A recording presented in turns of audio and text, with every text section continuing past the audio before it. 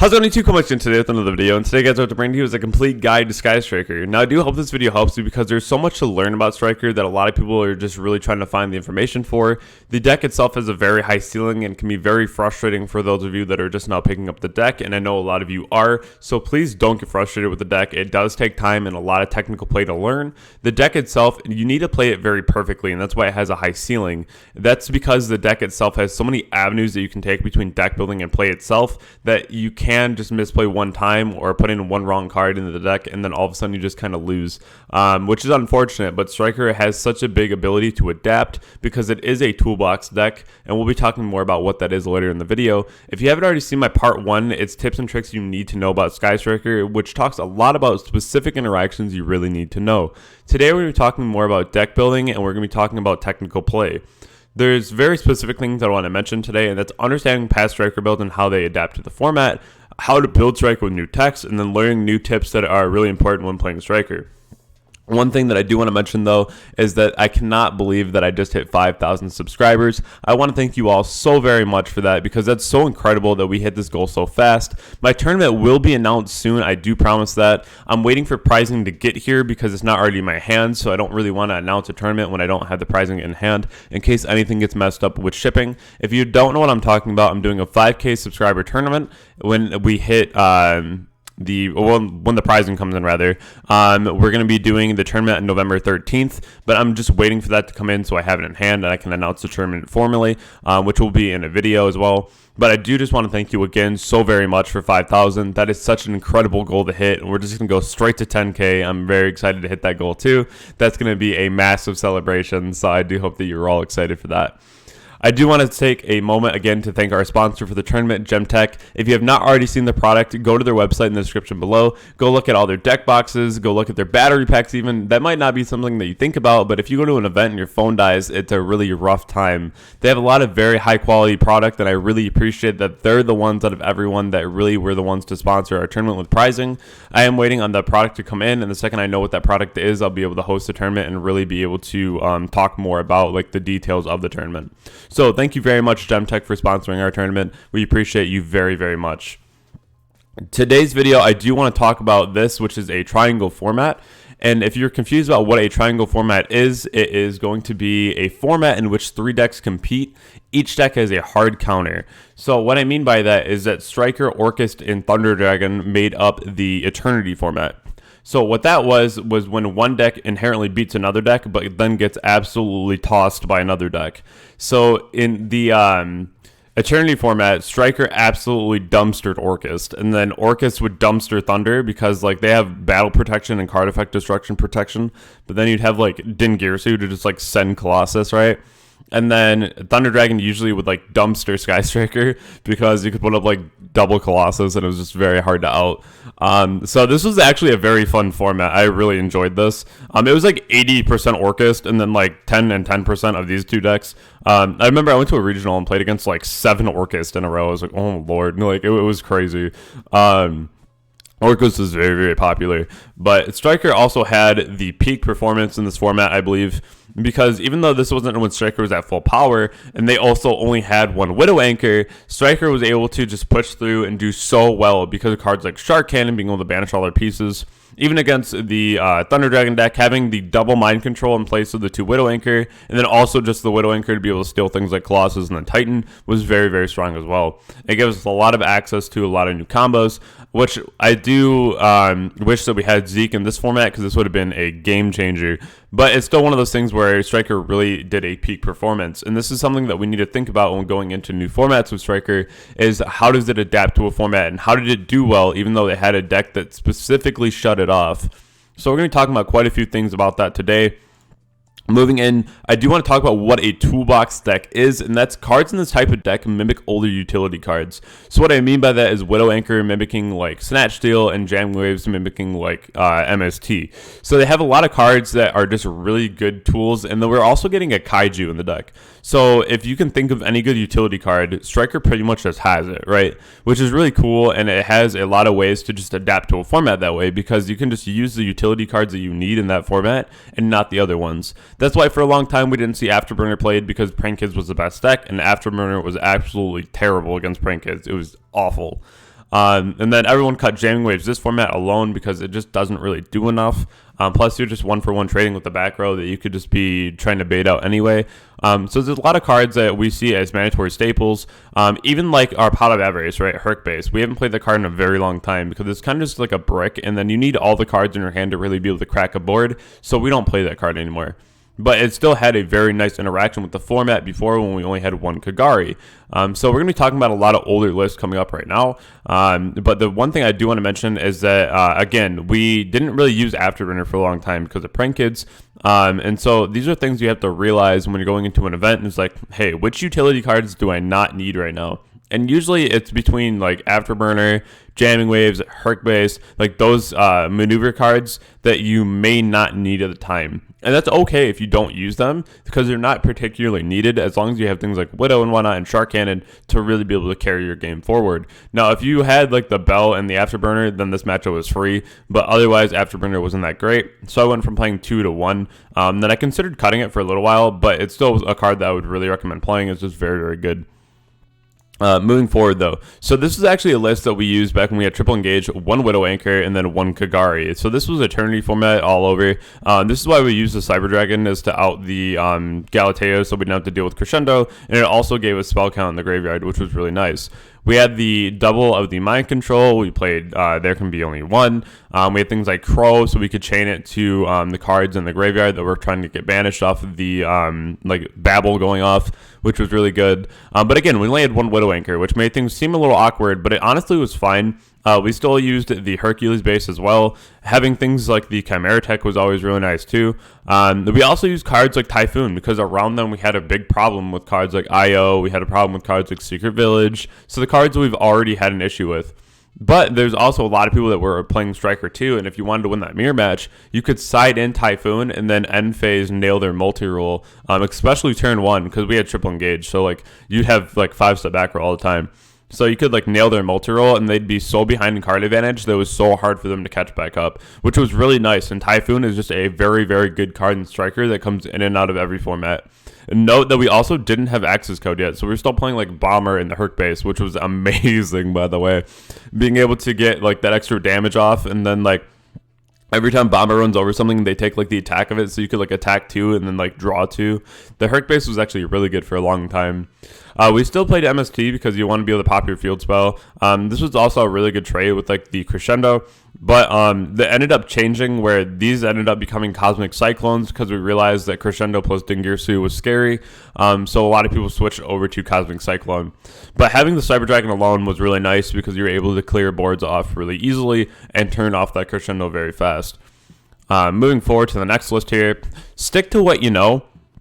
So when I came back to the game after COVID was loosening up a little bit and we had our very first event in Michigan, I went undefeated with this list, and this is after Zeke and Rose came out. So this was really cool because I didn't use either of them. I just stuck to what I knew and then used a list that I felt really confident with. And a lot of people were like, well, why are you playing Phantasma and Striker? Well, we have so many ways to out it, and then also just being able to, again, just like Area Zero it, normal summon Array, and then go into like one of your Link 2s even, and like keep Link climbing, and then be able to get to like an Engage or 2 Array, just summoning the Phantasma was super powerful. And it's also really nice for like targeting effects. Having cards like Pankratops, like I was specifically just going second with this list, and I ended up going, I think it was like 5-0 at that event, and I did very, very well, but again, I just stuck to what I knew. This is a thing about Striker, where as long as you know what your deck does, you don't need anything too fancy to win, because the deck has so many interactions and so many Toolbox cards that you really can just win outright just by playing the deck exactly how you know how to play it. I was still playing Jamming Waves. I was playing double Afterburner. I was maining Droll, Mystic Mine, because it's a free win against most decks. So you just kind of have to stick with it, because even I was still playing Bomber, and we had access code, because I was like, man, Bomber still seems pretty nice right now, you know? So it got me quite a few wins here.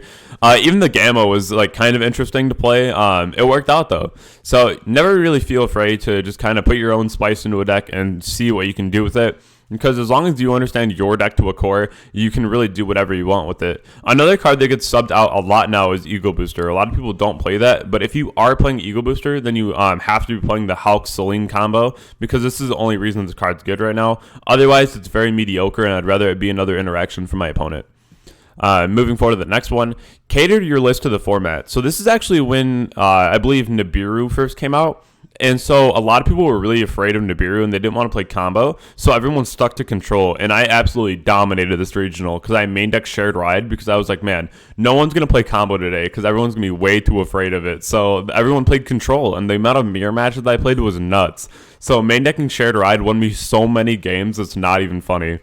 Another reason with the Eagle Booster is if you're ever in a format where it's very like mirror heavy, you need Eagle Booster. It's like the best card in the mirror match. But this is also very, very cool just to see it here. Another interaction that I didn't mention yet, though, is that if you are new to the deck, if you have Shizuku in the EMZ and they Widow Anchor your Shizuku to take it, you can change your own Widow Anchor to Shizuku and then it will negate it, and then they can't take it because it can't be negated twice, so their Widow Anchor doesn't fully resolve and they won't be able to steal your Shizuku. That is a very important interaction you need to know about this deck, is that if they Widow Anchor you, you change your Widow Anchor to your own Link monster and then they won't be able to take it. That's actually very crazy and I've seen it happen multiple times. And this is just something that you really have to know. The other thing too is a lot of people play area 0 to 2 like myself. Playing it at 3 is very, very clunky and you don't want to see multiple copies of this. So you definitely want to put it back down to 2. The other thing is Metaverse is a card that you just don't want to play anymore because Mystic Mind isn't that great anymore. In the Bode format, there's decks like Flunder that can distribute it. I know Sword Soul doesn't really care about it all too much. I've seen a couple of them listed just actually main decking backer removal, like Twin, which is actually pretty wild. So the deck itself has a lot of ways that it can adapt to a format, but like right now I know going into the next one that Mystic Mind won't really matter as much. But this is where we can see these old lists and kind of determine like what's good and what's not. Another one that you see coming in and out of this deck a lot is the Foolish Burial package, which is always really good. You can just play one of this honestly because it just dumps Engage before you Desires. But you can see here that I wasn't even playing Desire because like the deck itself was working fine for me and I didn't really care about it too much to have it in the deck. But like the shared ride alone in a control format when everyone's playing very slow, you don't really need a card like Desires as long as you can control the game state long enough to just win. Another card that we see in the deck is Zeroboros. This card's actually really cool because it's coming in and out of the deck a lot. Being able to banish the board is very strong, and then especially if you are playing cards like Desires, this card gets jacked very, very fast, and it can be a really hard thing for people to out. I do really like the card a lot. You just don't really see it as much anymore. Moving forward, though, we have this one where there was no Engage. You have to find the next win con then, because this is when Engage got banned, and everyone's like, oh no, what do we do? You know, like, what's the move? So for us, we all switched to the Utopia double package. We were playing things like pop up in the sideboard to really be able to put mine on the board because this was a very mine heavy format. Mine was just very, very good. When it was all Dragon Link, this was a format that we were in. And then Dragon Link inherently loses to Mystic Mine. So we had multiple ways to get to it. And then if you have Mystic Mind on the board, you can do the Utopia double so easily and be able to kill very fast. I was only playing one Rose at the time because this is where I was still very weary about Rose and how much I actually liked it. I was playing Shared Ride again here, and I wasn't on the Desires because, again, this was one that we really just wanted to stall out as long as possible. If you are doing like Mystic Mind strategies, you really have to realize that you're playing cards like the Double or Nothing that you really want to go off. So you can't play things like Desires, and then you also are trying to slow down the game state, and if you have to win by deck out, then you have to win by deck out, and you cannot just Desires because that kind of ruins that strat. So if they have like a huge board, they went through half their deck, and if you can put mine on the board, a lot of times they just lose. Which seems kind of bad, but like this deck can do that so easily, just like throwing mine on the board, that's actually kind of funny. I'm actually like looking back at my old list. I'm actually like, surprised that I don't play things like set rotation. But there's like a lot of things that you kind of go back and you have to think about like, why didn't I play that? And there's always a reason. But having like the double mind control here, still when we only had one Widow Anchor was very helpful. Because then like we had a Widow Anchor that like went to 2 and then went back to 3, and everyone was like, okay, awesome, because we didn't have Engage. So having 3 Widow Anchor was like a huge help. And then we saw the Engage come back, and then the deck kind of went very much so burr. So that's why I love Striker, because it can just adapt. Even if it doesn't have its main power card, you can still do other things to get a good win con going. Moving forward, though, if all else fails, find a new engine. So you can always mix a deck with something else and try to find the best way to mix it. My way was to play the Striker Draco build. This deck was a lot of fun for a very long time, and then I realized that the Draco cards brick super hard. Unfortunately, they just do. The deck itself played very, very well. Playing the Prosperity, I cut this after a while because like you could draw so much in your first turn. Like if you ever open like Set Rotation and Ray, like you can go absolutely insane. It's kind of just nuts. So with this one, you can draw a lot of cards. That's why we cut this. But honestly, if I ever played this again, Prosperity would just have to be in the deck because there's also times where you just like don't see a Ray, which is like super unfortunate. I ended up putting in like 2 more Ray, which was really nice. I like cut a Heritage, and then was able to play it more optimally. But it's one of those things where you can always have new ideas and mix your deck with something new to find a better way to play it. And again, that's why Striker is so good, is because you can always mix it up and just try to make it adapt to the format that you're in. Another card that we see come in here is Underworld Goddess. So this is a card that really helps you deal with Dragoon, because if you have Hita, right, and you go Hita, summon out like Ash from their graveyard, and then you normal summon, you have Underworld Goddess already lined up. You can just steal their Dragoon or like their Agnes or Towers or whatever you're having a problem with, and make your Underworld Goddess, and then it blanks the board, which is really cool. This is a very good card, and I recommend playing it in every Striker build that I have right now. It's just a very, very solid utility card, especially when Dragoon is such an issue. Now, this was my RDIQ list, and this is something very, very recent that I went in with, and I really wanted to do well. There was a couple unfortunate matches for me that I ended up not doing super well there, but the idea and the theory there was really good. I had things like Utopia Double in there, which was a very old thing that we did before Engaged came back, that a lot of people really weren't prepared for. I sideboarded Ghost Reaper so I can nail a very important cards out of the meta, and really stop my opponent early, which did work out very well for me. I had the Phantasme back in the list because I was afraid of decks like Dragon. You have decks like Prank Kids that put 2 links on the board, decks like Tri-Brigade that put 2 links on the board, which was really nice. And then even some of the Drytron builds would go Link Kuriboh IP, and so then you could also draw 3 cards there. So very, very important utility out of the Phantasme. We are now playing the Zeke, so you can always go ahead and normal summon into it. I was playing the third Rose because I really wanted to get the Utopia Double off as fast as possible. I also switched to the Prosperity. Again, you don't want to banish your double or nothing. This is a really good way to dig for your Ray or your Rose. If you are ever playing the Prosperity, you're banishing usually one of your Shizuku, your Kaina, and then like Phoenix. Nowadays, it's pretty much the same, but you have to determine like what is important and what is not important. You'll see with the deck that we're building today that we're actually going to be banishing the blue, the yellow, and Anaconda. Because today we're building the Burst of Destiny Sky Striker hero that I've been getting a lot of requests for, so I hope that you're excited for that. I have a really cool idea behind the deck, and I really hope that you like the recipe that I put out for you. So moving forward off of my RDIQ list, this is my very, very current list. I just went undefeated with this Wednesday, so I do hope that you enjoyed this list alone. In this current meta, we have the Set Rotation, the 1 Mystic Mine. A lot of decks like Tri-Brigade and Drytron cannot out this game 1, so if you have the Mystic Mine for them, a lot of times they just lose. They really have no way to out it. So that's really adorable as well. You see that I'm playing the Underworld Goddess. Again, this card is very cracked. It's very, very good. We're back up to our triple Widow Anchor now, which always feels really nice. We're playing Desires. A lot of people don't like Desires, but here's the thing, right? You need card advantage, and if you fall behind in card advantage in Striker, you just lose. So you need to be able to put at least a card up on your opponent as much as possible, as often as possible.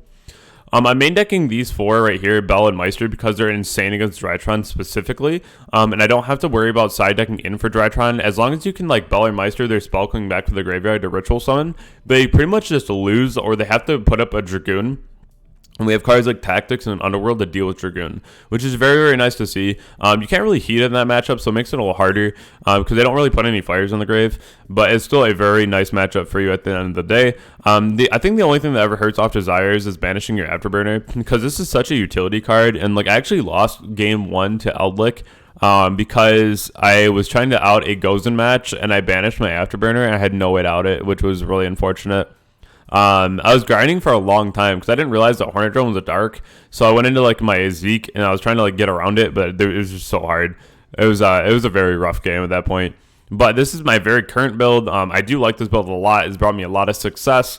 Going into Bode though, I would definitely be cutting Set Rotation and Mystic Mine and be playing triple Afterburner. A lot of people might think this is very extra, but triple Afterburner in Bode format is actually insane. Being able to like go ahead and pop one of the birds or Empen and Flunder and then pop like Map is absolutely crazy, because then you can go ahead and normal Ray and do what you need to do. If you're playing against Sword Soul, they only have one real negate, which is Baron to floor, and you can go ahead and just bait the Baron. And a really cool interaction is that you can actually, like, if you open Afterburner Tactics, you can bait Baron, and then you can activate Tactics to steal like their Grand Duke, and then change Shark Cannon to banish a card out of their graveyard. And then when you take control of the Grand Duke off the Tactics, you can actually banish a card from their field and graveyard. So you can like banish the Baronet de Fleur, and then you can use Grand Duke to like swing over the cheese out. So you kind of deal with their entire board, just, well, I guess within 3 cards here. But like these two alone are just really broken in that meta.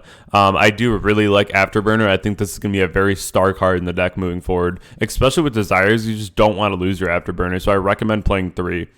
Now today I did say that we're building one deck live here on the video, so we're going to go ahead and jump right into that. So we're going to start with a couple tips that you need to know before we can build, and that's maintaining a low monster count. Spell count needs to be established ASAP if you want to win, because if you don't have spell count, it is a really hard time for you to actually be able to get to spells and really be able to make your Widow Anchors live, your Shark Cannons live, and if you cannot hit spell count, you're going to be in a really bad position.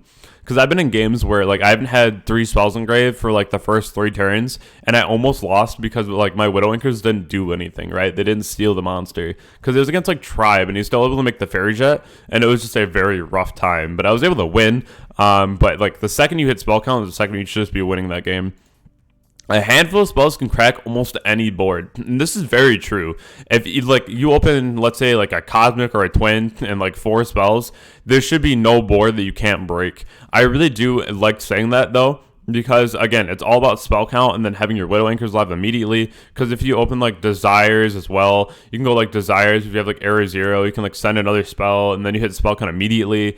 Then you can go ahead and like activate Afterburner and like pop a monster they control, pop your own Error 0, summon Ray from the deck. Like you can do so much with a handful of spells that a lot of people take it for granted, and they play like way too many monsters in their build as far as like hand traps go, which I think is a huge misplay. As far as this goes, for number 3 Cosmic and 3 Twin Twister should almost always be sided in, and that's because 3 Cosmic, 3 Twin allows you to not lose to things like any spell IO. A lot of people have it in the main deck, a lot of people have it in the sideboard, so you have to be very active about this and making sure that you're siding in 3 Cosmic, 3 Twin. Unless you're playing against Prank Kids or Drytron, this is almost a mandatory staple that you have to be siding in every single time, just so you don't auto lose to like a bad Floodgate. So you have to keep this in the back of your mind so you don't just like lose, because some decks that you wouldn't even think have IO have IO. I got IO'd by a Blackwing player, which was crazy, and I was like, huh? And so I had the Twin and the Cosmic in, because no matter what, I'm always putting it in. But he actually flipped IO, and I was like, huh? Like it was crazy.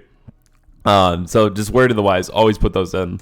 So tip 4, if you need to bait any negate, they'll always negate multi-roll. This is a mandatory negate for them. They have to do, otherwise they cannot interact with you otherwise. Use that to your advantage. So if you open multi-roll Tactics, just confidently activate multi-roll right away. They will negate it, and then you can go ahead and activate talents behind it, which is amazing to do, and I've done it many times.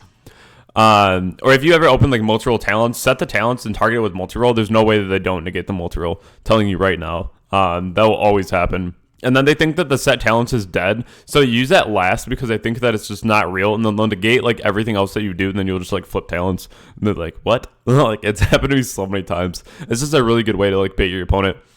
Number 5 here, if you fall behind card advantage, you'll lose. Hold your resources. So like if you ever have a Widow Anchor, you only really need 2 interactions to really stop your opponent's full combo. So like if you have like a Ash in hand and a Widow Anchor on board, and you start to Widow Anchor in the end phase with Shizuku, don't set the other Widow Anchor with the, like if you want to like target your Shizuku and reset it with multi-roll, don't do that. Just hold it in your hand. You want to hold that Widow Anchor in case like you just go past turn and they twin your back row, and then all of a sudden you have no Widow Anchors, even for follow-up, because as long as you have one for follow-up, you won't die typically in one turn, because the cards like Kaina or just like summoning back Ray in defense to kind of like chump block. But as long as you hold those Widow Anchors and really hold card advantage, your opponent will fall behind inherently, because you can start stealing whatever they do, especially if they start putting big link monsters on the board that you can just make an easy access code with. That's why I always love when people make like Phoenix against me, and I'm like, man, dude, Hida looking mad nice right now. So my last tip here is in the mirror, get Rose in the grave ASAP. This will lead to heavy card advantage. And so what I mean by that is not even just card advantage, but advantage in general. And that's because if you're playing the mirror match, you have to realize that they're going to use your monsters before they use their own. So one card you have to prioritize in the mirror match is Shark Cannon, because if you can use their Kagari, you need to use their Kagari instead of using your own, because that'll lead you to card advantage, because you'll have more Kagaris left than them, so you can cycle cards like Engage more often.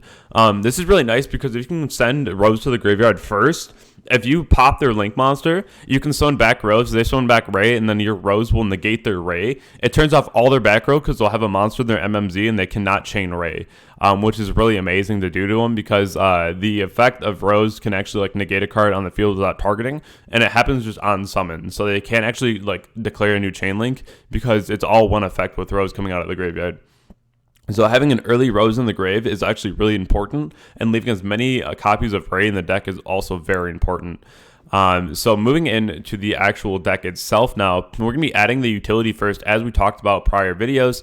It's really important to do that. So we're going to be adding our Phoenix Enforcer, our Fusion Destinies with our 2 bricks. Even though they're honestly not that bad, having the Celestial in the deck has proven very, very helpful. Being able to just draw 2, like, because you can set all the spells from your hand and then draw 2, and then from there you can go ahead and like flip over Engage and just like add and draw, and then all of a sudden you're back to 4 cards, which is pretty crazy. Then we have the 2 Ofs. We have 2 Ash, 2 Ogre, and 2 Imperm. Ogre is another star card this next format, and then Ash and Imperm is always very good. So we're just going to be adding in our utility first.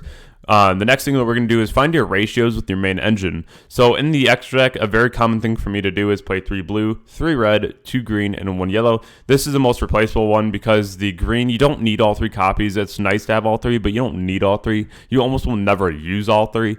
So just playing as 2 is fine. I am playing 2 Afterburner in this build because I do still believe that Afterburner will be a very star card in the next format, but you also don't want to add too many things into a deck that you're already adding in 5 cards for an engine in. So we have the 3 Ray, 2 Rose. This is always the ratio. I would never play 3 Rose. It's too much of a clunk, and again, you don't want to play too many monsters. The only reason I'm playing more monsters than I usually would is because of these 2 being the Fusion Destiny package that we want in the deck. And then also being able to play like DPE and pop your own Air Zero to summon Ray from the deck is also like super adorable, by the way. Because like you can still get this guy's effect to come back when it's destroyed, and you don't have to destroy it yourself. So it's also very good to realize you can just like pop your own Air Zero. Very strong, especially because like when it's in the MMZ and you pop your own Air Zero, you can do that like late when they go to attack you, and then you can like summon Ray and then go straight into Kinda because you can tag out Ray, which is also very strong too. Just to be very careful about that too, because you want to be able to maintain your Ray as much as possible. So if they like kill it, then you won't have it, but like the Kinda effect is really good in that situation. Moving forward, the deck needs a pot card, and you can't play Desires when you're playing Fusion Destiny because you don't want this card just to be openly dead. So with this alone, you're going to be playing Pot of Prosperity because it does help you out a lot to see your Fusion Destiny as well, as long as your other support engine that you already have with like Array and Engage and whatnot. And you'll almost never be drawing turn 1, so Prosperity is fine. So we also have Tactics because it's still mandatory. You still have to be able to out Dragoon as much as possible because that card is such a problem. And like the DPE doesn't really get over Dragoon, so you still need Tactics because it's just such a good card. The next thing here too that I want to mention is that you have to fill your extra deck to counter the meta. So like I'm not playing the Unicorn in here because I am playing the Underworld Goddess, because again, Dragoon is like the heart and soul of your problem in Striker right now, that you have to realize that and really be able to counter that as much as possible. So Underworld Goddess also deals with cards like Towers, and like if you are playing against a lot more like the new Cyber Dark engine, they do have that Towers that happens as well. So there's a lot of things in the game right now that needs something to be dealt with. So having the Underworld Goddess is never a bad thing to have. Having Strike in the build is always very important as well, just because it's a card that you really want to see. It's a very good stoppage. Even if you are going second, you can like crack their board and set Strike, and a lot of times it's a lot of advantage for you to have, just because it can clear a board off without much interruption, because most of the time they won't have like Reboot or something, right? So it's always very good here. I am playing Anaconda. This is a flex spot. I almost feel like you don't need the Anaconda because you are playing the Fusion Destiny and Prosperity, so you have many ways to get to it. So this could also just be like a Unicorn, but I do feel like the Anaconda is fine here because if, like, at worst, you can just go like Hornet Drone, summon a monster, right, and just go Anaconda, summon DPE. And then it's also just really good there because you can just go ahead and pop your own error 0 to DPE if you have that, or if you just want to go for like your standard play, you can always just go like into Shizuku at engage. So it's really a lot of options that the Fusion Destiny package gives you. Again, being able to just set your hand and then draw 2 off the Celestial is so strong because especially if you have like engage, you're able to just get to 4 cards right after your whole hand's gone. It's almost like activating Card Demise. It's kind of wild that you can just go ahead and just plus so much like right away. So this is my final build for my Destroy Phoenix Enforcer list as far as Striker goes, which I do hope that you enjoy because there's been a lot of effort and a lot of time for myself that I put in on this list, and really a lot of thought being into this before I really didn't want to play the Destroy Phoenix Enforcer, but I have 2 lists I'm going to be playing, and that's my post-build list and then also this. So I'm going to be swapping back and forth between the two to really determine which one I like more. I've been testing this list a lot, though. It's very consistent. Also, just seeing Fusion Destiny in your hand after you full combo is pretty nuts. The only thing that you have to be really wary of is that you have to use your DPE effect before you can use things like your Widow Anchors. So that can be kind of scary because like you need this card off your board before it makes the rest of your back row live. And that's the only thing that makes me very scared about playing it. That's the other thing about playing like the Anaconda, which seems kind of interesting because if you have Anaconda on your board and then you also have DP underneath it, then you have a card that you just need to out on your board, because the second the DP is gone, again, you can activate all your back row. But like with Anaconda up there, I almost would rather it be like a Shizuku and then just activating the Fusion Destiny outright, because you have things like Prosperity to dig to that anyways, and then this could just be like another flex spot, like a an Asa, a Unicorn, a Phoenix, something else that you could actually really use. So I do hope this video helped you as far as understanding Striker. I wanted to do like more of a complete guide and really talk about the old decks, things that you can do, ways to build the deck, and really understanding the deck to a core. There can be a part 3, but I really want to let this sink in and let you guys be able to understand the builds and ask any questions that you'd like. And I want to make sure that I have all those questions before I put out another video for Striker. But if there is another deck that you want to see broken down to a core level, definitely let me know. There's a lot of decks out there that I really understand, especially Striker, because I've been playing it for so long. So I do hope this video did help you guys. If you are new here, like, comment, and subscribe. If you're not already a part of my community, if you want to go to the description below, go ahead and join my Discord. It's one big testing circle, and my community is amazing in there. If you do need deck help, everyone's in there ready to help you out as well. And then if you ever need specific help, don't be afraid to go ahead and message me. I'm also a coach at Metafy. If you guys need any lessons, it's perfectly okay. I do have a page set up that's also in my description below. Feel free to go out and check that out, as there's a lot of help that can be given in a one-on-one session that I wouldn't be able to give otherwise. But as far as this goes, guys, I will be live tonight on Twitch. Tonight is Tuesday, so I hope that you will all be there. It's at 7 p.m. EST. It's, again, just one big testing circle. You'll see me test out Striker, a couple odds and ends that I've really wanted to look at, and like all the new format. I have Flunder and Sword Soul that I'm really excited for as well. So we'll kind of see how all those builds work out in the end. But I hope that everyone has a wonderful day, and I'll catch you all in the next video. Thank you.